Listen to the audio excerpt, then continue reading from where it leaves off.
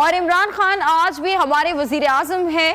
वजीर आला पंजाब चौधरी परवेज इलाही का गुजरात में 2 टोक ऐलान। कहा कि वजीर आला बनने पर पीटीआई इमरान खान का शुक्रगुजार हूँ।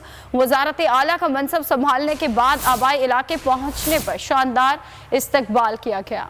वज़ीर आला बनने के बाद परवेज इलाही की गुजरात में धुआंधार एंट्री। कारकुनान से खिताब में इमरान खान और पीटीआई का शुक्रिया भी अदा किया। गुजरात आमद के मौके पर खिताब में सूबे में पानी और मुफ्त दवाओं की तकसीम का ऐलान किया। कहा, कोशिश और दुआओं से अल्लाह ने वज़ीर आला बनाया। साथ ही पीटीआई और इमरान खान का भी शुक्रगुजार हूँ।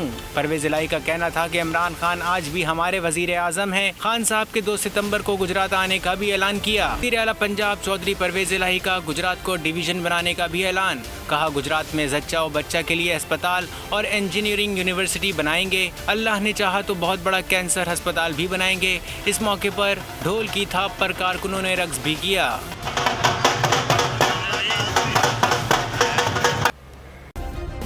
सब्सक्राइब करें और बेल दबाएं ताकि कोई खबर रह न जाए।